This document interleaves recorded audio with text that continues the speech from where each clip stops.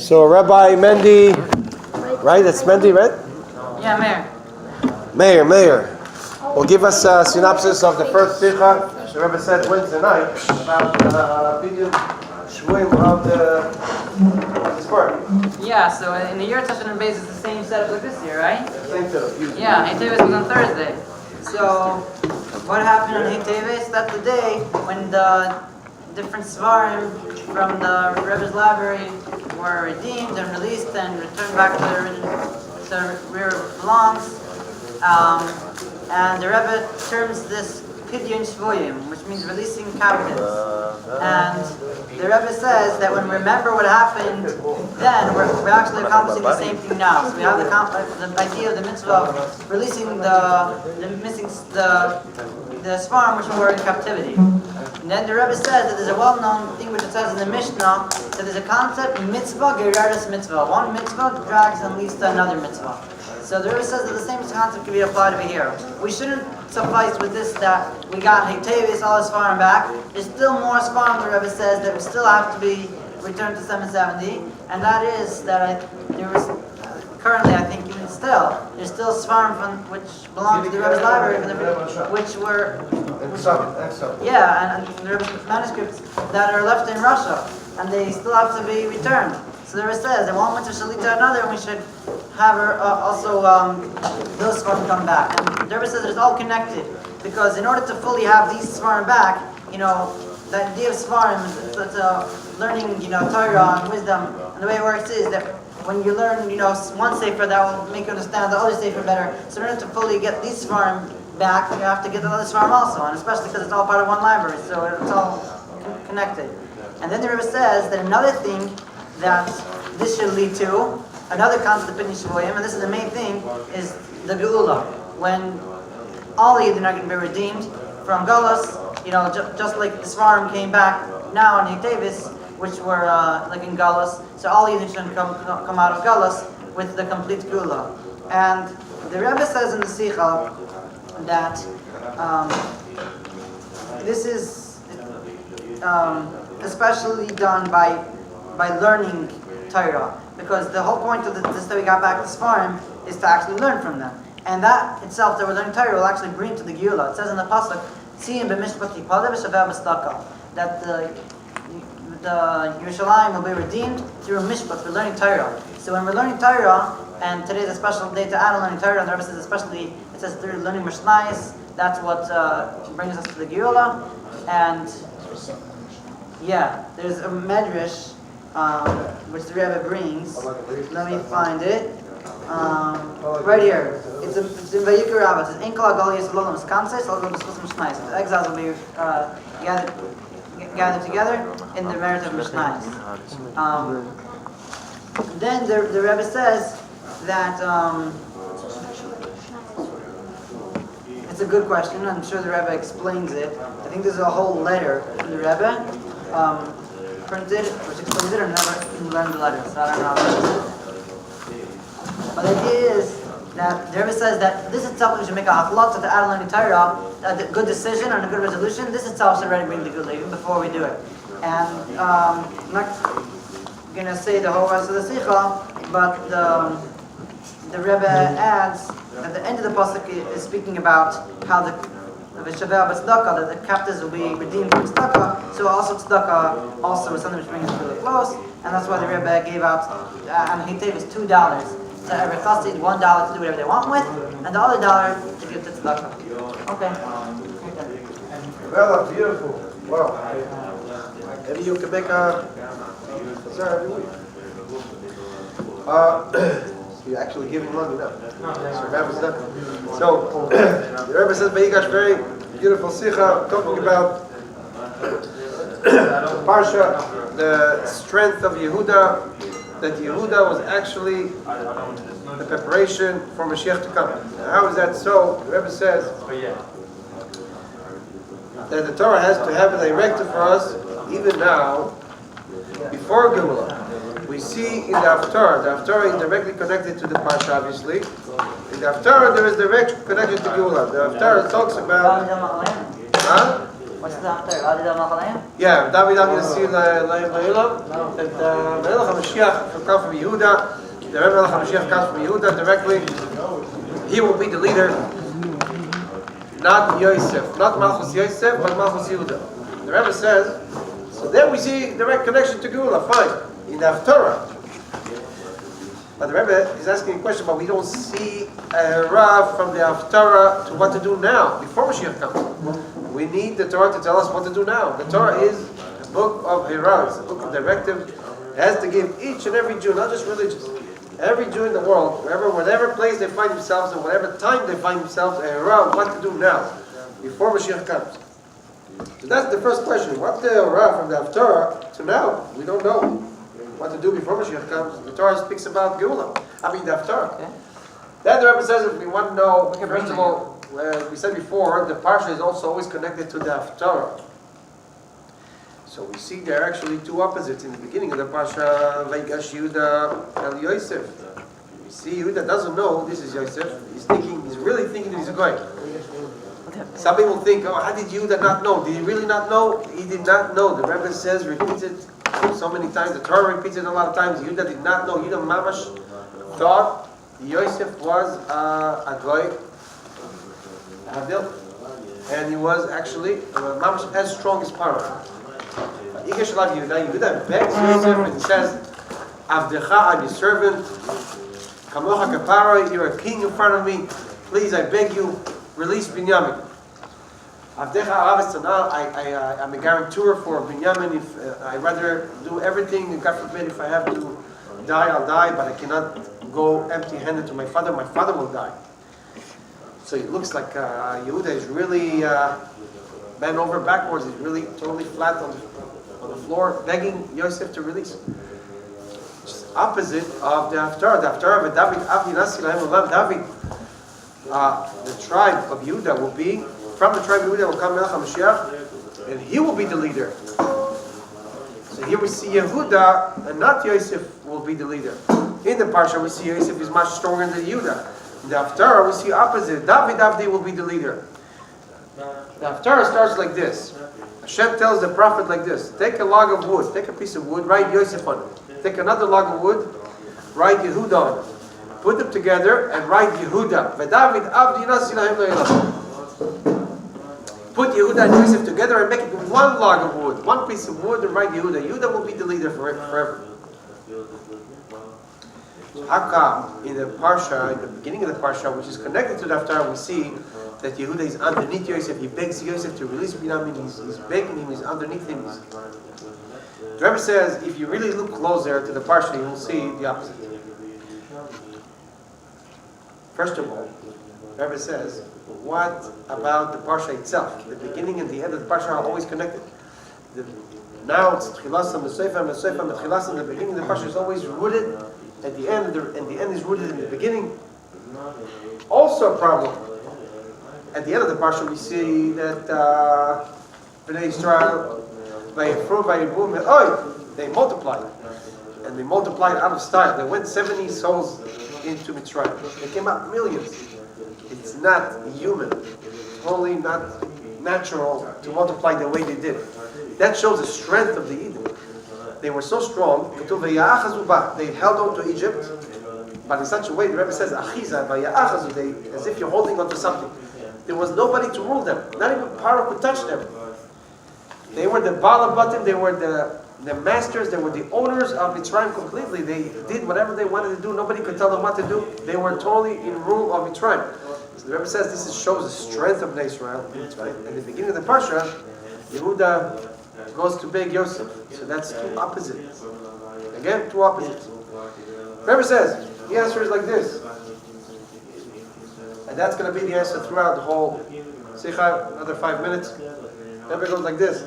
If you look closer to the Parsha, you see that what we just thought, what we just said, is totally opposite of what really happened. Yehuda goes and begs for Yosef. He's not begging. Yehuda, Vigash, Yehuda Elav shows, Vigash Elav Yehuda shows the toiket, the strength of Yehuda. Yehuda went to Yosef without asking permission. You know what it is to walk up to the king, the Mitzrayim without asking permission, it's Sakanas Tafash for sure. The Rebbe says it's Misa. In other words, the king would kill the person. Granted. Yehuda took the chance that he's going to kill or get killed, but he wasn't afraid to get killed. He had the bitachon he will not get killed. The brothers were so strong. He says when they loaded up their horses, it says something over there. Rashi says over there that the whole Egypt looked like them for like a few people. They were so strong, physically strong, and healthy and strong. They were not afraid to get killed. Yehuda when he went up to Yosef, he was ready to move for war. And if you look closer, it says, Ki kamocha kepara, I will kill you. Don't be mad at me because I'm going to speak to you very harshly right now. So don't get mad. It's your choice. If you don't do what I say, I will kill you. So if you really look closer, Yehuda, the Rebbe says, the Rebbe uses two words with their rachmas. Rachmas means big shoulders. Yehuda used very big shoulders. And bratkite, how do you say bratkite? Yiddish. Bratkite. Bratkite. Yeah, warning cards is like full of guts. Went up to him, courage, and stood in front of him and said, I'm ready for war, I'm ready to kill you if you don't send me on. It's so real. You see the strength, the toiket of Yehuda. And that's the reason that gave the koyach to Bnei Israel. That they multiplied and they held on to Mitzrayim. They were the bottom of Mitzrayim, literally. So strong and so powerful they were Bnei Israel that they multiplied and they were very, very strong. That's the end of the parsha. That's why, because from the strength of Yehuda. Yehuda gave him that strength. And that's why in the Torah it says, "V'David Avdi Nasilayim Lo'elam." That's going to be the preparation for Mashiach. Yehuda, not Yosef. Okay, you know the way of the Rebbe, the sheet of the Rebbe is not to leave everything so glatt. The Rebbe has to ask a question, everything. So then answer the first question. How does it apply to us? Right. I get that. Over there right now. We're going there right now. First of all, the Rebbe has another question. The Rebbe says, this is all nice and good. We need Yehuda's strength. But after Yehuda found out it was Yosef, then we don't need the Yehuda anymore. Because Paro came, they found out Yosef is the brother, and now Paro is relating to Yosef. He's not relating to Yehuda. Paro says to Yosef, no, give them the best of the land. Give them everything they need. The food. They're the owners. Whatever they want. But it's through Yosef, it's not through Yehuda. So it's through Yosef. So with all the strength of Yehuda, we don't need Yehuda in the picture anymore. Lepoyal, yes, Yehuda was strong. Yehuda was ready to fight, to kill. But it's useless. We don't need it anymore. Because now Yosef is doing everything. So we're going back to question one, square one. Why the Haftarah? It's not Yosef being Mashiach. Yosef will not be the one to be Mashiach. It's Yehuda, Machus Yehuda, not Machus Yosef. You understand the question? Fine. The Rebbe says, to answer this, we meet another image in the Torah, Mordechai and Yehuda. Mordechai also faced... Purim. Is it part Vigash? Vigash. Ooh. This is the Purim sickle, because there's no Purim in Bay, right? This is Purim in Bay. Right. Rebbe Mitamol speaks about Mordechai, unbelievable statement about Mordechai, and you'll not believe how strong Mordechai was in his time. The Rebbe describes over there. But stronger than Mordechai was Yehuda. With all the strength, the Rebbe goes into all the description about Mordechai. He will not. When Mordechai passed by Haman, it was not like Mordechai knew Haman was there. He knew he was there. But Mordechai was so focused on Hashem, the Torah, that he did not even feel Haman. You understand? I wanted to say, in English it's called acknowledge. He did not even acknowledge Haman. I don't know another word. Describe this. Maybe the Yiddish has all the good words. But in Russian Kurdish, it means like this. Fine. So, Mordechai would not acknowledge Haman whatsoever. How do you say icha? He will not bow and he will not prostrate. Prostrate. Prostrate really is flat on the floor. And that was the command of the king. And the Sanhedrin told Mordechai, you are going to kill the Jewish people because of you. The Sanhedrin, was against Mordechai. It does not say it in the Megillah, but in between the lines you should know. The Megillah says that that's what the king commanded. Why what do we have? What do we care? If it's avodah zarah to bow to a goy, why do I care if the king commanded? The king commanded because there was no problem with Pishul Aruch to bow to Haman. There was no problem. Just like the Frierdiker Rebbe in Russia, they told him, they asked him, if when the jail cell manager comes into the jail cell, why aren't you getting up? There's no problem getting up in front of the goy. It's dina de machusa dina. It's a law of the land to do it. If he has a tzelem on him, you see tzelem on him, you're not allowed to. But it has no tzelem. Really, years and years. Years and years. Remember, another secret. Years and years later, they found that Haman really had some form of avodah zarah on his neck. But the Ma'aseh Poel now, the Megillah says, Kikeni Sad HaMelech. That's what the Melech, that's what the king instituted. You should bow to the king. Mordechai will not bow, will not do anything. Even though Pishul Aruch, there's no problem. And it says in the Megillah that Achashverosh did Kirtzei Ish V'ish. The will of both. Ish V'ish means Mordechai and Haman, because Ish is called Haman, Haman is called Ish. Ish Tzar Ve'oyer. It's Haman. Another Lahavdil, Mordechai is also called Ish. Ish Yehudi Aya B'Shoshan Avira. And so Mordechai is also called Ish. Kirtzon Ish V'ish, like the will of Mordechai and the will of Haman. How could you do both wills? How could you do both wills? The Gemara says Achashverosh did both of them. He fulfilled both wills. He made the Seudah, he made the meal, it was kosher. He made the Badatz Yerushalayim, the best, shower bar, everything. Then Haman wanted everything mixed, no mechitza, nothing. Both or something? Yeah. Haman wanted everything mixed. Avodah zarah mamash. Haman did everything. So he had the mechitza for the Yid. He had whatever, for half a year long. But the Midrash is going deeper. The Rebbe is going deeper into the Sikha. The Rebbe says, the Midrash says, there's two Pirushim in the Midrash. One Pirush is, how could Hashem do both wills? How could the Achashverosh fulfill both wills? And then the second one is that when Mashiach will come, Hashem will be able to fulfill both wills. What is the problem? We're talking about now, we're not talking Megillah now, we're talking Chassidus now. Back out of the Megillah. We're out of the Megillah now. The Rebbe is talking about Avodas Hashem. The Rebbe says we want to understand. Remember the question. We want to understand if Yosef really was the one who provided everything. Why is it that Yehuda will be Melech HaMashiach will come from Yehuda? David Avdi Nasirai Lo Yelav. So we're going into the Megillah. And the Rebbe says Mordechai was like Yehuda. He had the same toikef like Yehuda. And then the Rebbe goes like this. It's incredible. The Rebbe says like this. Kirtoin Ish V'Yish is that during Galus, Hashem gives a choice for a Yid who goes up Pishul Aruch. And listen to this. This is something I've never seen in my life. The Rebbe says there's a Yid who's going according to Pishul Aruch. He's doing everything scrupulously. At the same time, he does Ratzon Haman. He obeys and he's Mekan Torah Mitzvahs like Haman. And the Rebbe writes, I show you the Sikh. It's very bad. The Rebbe writes. In the Sikh, the Rebbe writes, Rachman Litzlan. Do you imagine a Yid learning all day, davening, doing mitzvahs, Yer Shamayim, everything. And the Rebbe writes, Rachman Litzlan with the Yid. The Rebbe writes, over there, that God forbid to have a Yid like this. Doing everything. What is he missing? Like Haman. He behaves like Haman when he does Torah mitzvahs. The Rebbe says, why does he behave like Haman? He has the toikef of Haman. He has the toikef of Yosef HaTzadik. What is the toikef of Haman? Yosef HaTzadik was not like Haman. The point we're trying to stress here, the Rebbe goes back to Yosef, that's later. That you are subjugated to the rules and the customs of the land. You are forced.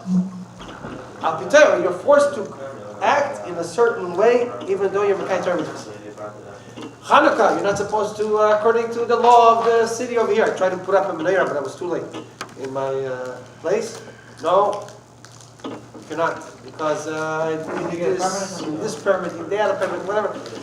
The woman was really just brushing me off. I was happy, I had money, whatever.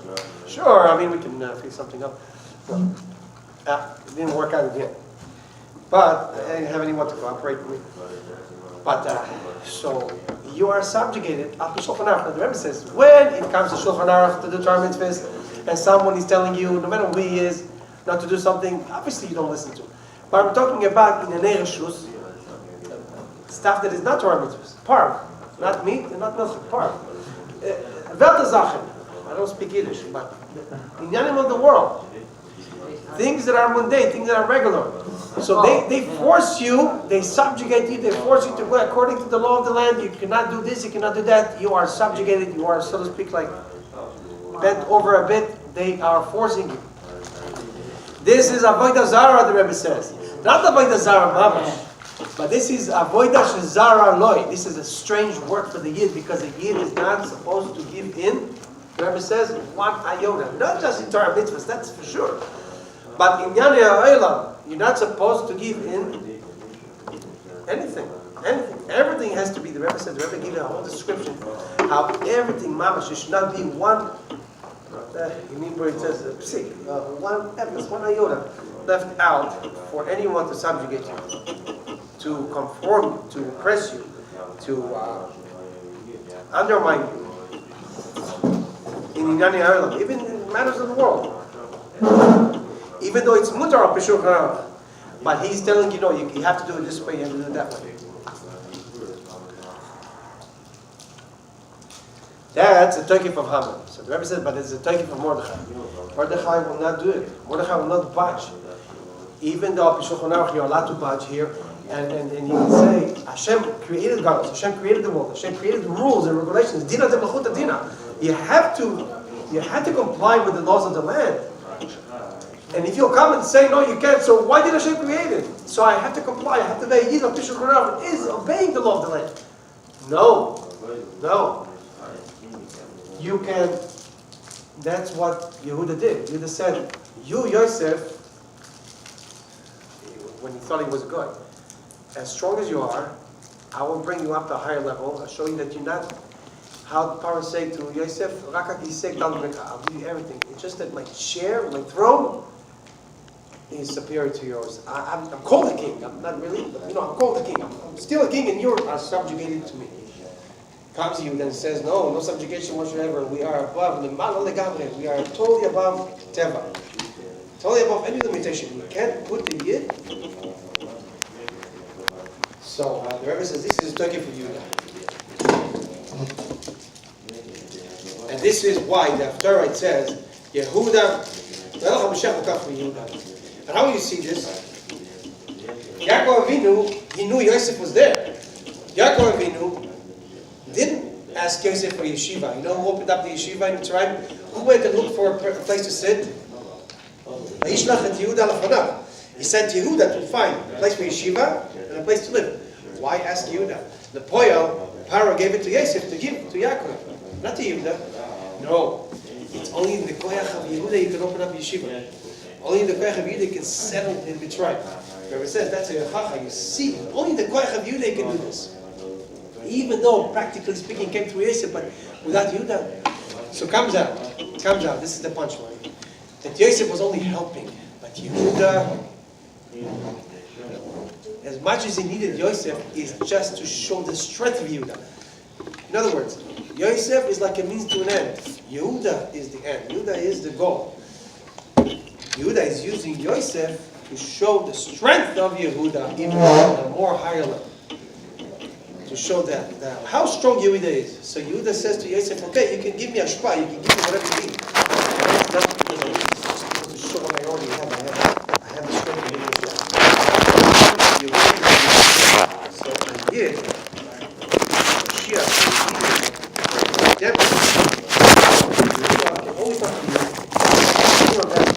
Only the person that what's the Torah for us? That's the question. What's the Torah for us? What it says in the verses before times before there's some other bring of Rebbe does not Rebbe hates so much. He doesn't say Russia. Rebbe says that Medina hated. I don't want to say there was another person in Israel, the Rebbe called him Aisha. Yeah. That person. How did you ever talk about? The Rebbe said Aisha. The Rebbe called by his name. Disgusting. I mean, that person spoke about the Rebbe so bad and stuff like that. The Rebbe said those the Rebbe also told him to check his feeling. The Rebbe said his feeling is possible. His feeling is possible, the Rebbe said. Disgusting. At any rate, Rebbe hates Rebbe hates Medina here, Russia also. לא, So, אבל הרב לא שונא אותו. הוא רק מדבר ככה, אבל לא. רבא לא שונא אף אחד. השח מקבל את החיות שלו מנשיא הדור. הוא קם בבוקר אומר, הוא יודע אני זה מנשיא הדור. הוא לא מעריך את זה. אבל, the Rebbe says, in generations before, a Jew could not be like Yehuda. Now you see, you have the Balabatishkeit, you have the ownership, you have the mastership. You can go and do Torah mitzvahs now freely in every country you are. And the Rebbe says generations before, maybe you could not. Now, the Rebbe uses the word like this. And it's only if you want. If you want, you go out. And the Rebbe says like this. I can literally give you the words. The Rebbe goes like this. An unbelievable statement. The Rebbe says, we see how the world is asking from Kol Echad V'Echad Israel that every Jew to be ready for the Geula. The world is toveya from every Jew to be ready for the Geula. The world out there is asking and begging every Jew, come on, Yid. Be a Geula Yid. Learn from Achus. Say Yechi. Go stern. Don't be afraid. Don't conform. The law of the land. Like Yosef. They have to be nice in the harbor now. It's Yechi. Go button up your shirt. Be nice. Be a good boy to go. Don't say Yechina. Don't start tumult. Be a good boy. They told me, be a good boy. Take the flag off. Be a good boy. Come on. No! I'm not fighting. I'm not causing fights. I love the antis and they love me, and they're not antis. They're my best buddies. And we drink and we kiss and we hug and we forbring. And I show them that they have the takeoff of Yehuda. Above Shluchim, everyone is the Rebbe's children. So we don't look at each other like this guy is here, this guy is there. We're the Rebbe's children. Chavzai Nada, the Rebbe put 4 albums on the table. And they were all the Shluchim, all the children. These are my children. Shliach, not Shliach, yes, Shliach, not Shliach, whatever your arguments are.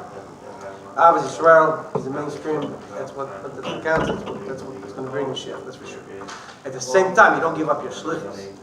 So you have to learn Ramachas. You have to live with the time. The Rebbe is saying that the world is begging us to learn Geula, to know Geula at the same time. So does that mean I'm going to stop saying Chi? The Rebbe gave a whole sikha what the announcement means. It's not, I heard from someone saying, it's not, there's no Mivtzah Yechi. What do you mean there's no Mivtzah Yechi? The Rebbe never spoke about tefillin. The Rebbe never spoke about candles. The Rebbe never spoke about Taras Mishpacha. The Rebbe never spoke, I mean he gave a sikha, he spoke. Never gave a whole sikha Yechi. Never gave a whole sikha about this announcement. This is Mamash source in Torah. Yechi is so holy. Yechi does so many things. And it's very healthy too. I mean physically healthy. The Rebbe spoke in this everything. So whatever. So it's okay. You don't conform to that. You don't want to be like that. It's fine. You want to be on track. You want to do Dina de Malchus Dina. That's fine. Yosef. That's a takeoff of Yosef. And the Rebbe puts Rahman al-Islam next to that. I'll show you right in the Sikha. Ayid is going on Shulchan Aruch. Ayid is doing everything the Shulchan Aruch is saying. How could you say Rahman al-Islam this? Yes, he has a takeoff of Haman. Not Avodah Zarah Mamash, but Avodah Zarah, Avodah Shazara Loi. A strange work. This is not, you're not supposed to subjugate anything whatsoever. So the Rebbe says this is their Ra. We have to know that we are the Balavatim of the world. We are the Balabatishkai. We are the owners. We are the masters. We go outside. We do Torah mitzvahs with Ga'an Yaakov. We don't budge one ayoda in Torah mitzvahs. Chad Shalom. For sure. And for sure not. In the last test we have Shluchas Acharina to bring Mashiach to the Seir Geula, not to hide it in the stomach, not to be scared of what this guy's going to say, the other guy's going to say, or whatever the consideration may be. It's a big test for some people because it's the money they get every month. It's a bigger test. But fine.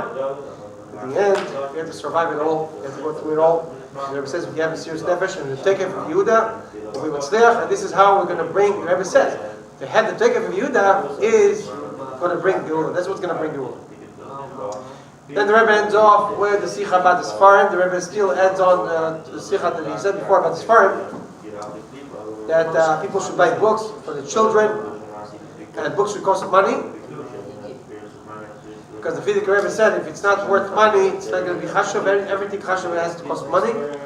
And then you have to give it also as matana, as a present to children. They should learn from it. The Rebbe said that earlier?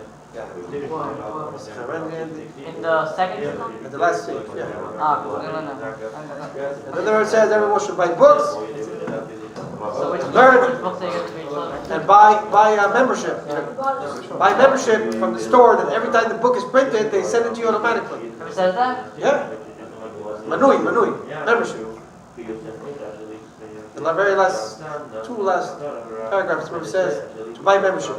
But I don't know how they go about it today. I don't know how it works, but it's a right from the Rebbe. To buy books, they immediately send you the book as soon as it comes out, as soon as it's printed, they send it out to you. And to have a bias, malas, Sfarim, and the true redemption of the Sfarim is to learn from them. So Yeshiva Bachrim have the biggest opportunity to learn the Sfarim, Baruch Hashem, Yad HaMelech. Thank you very much.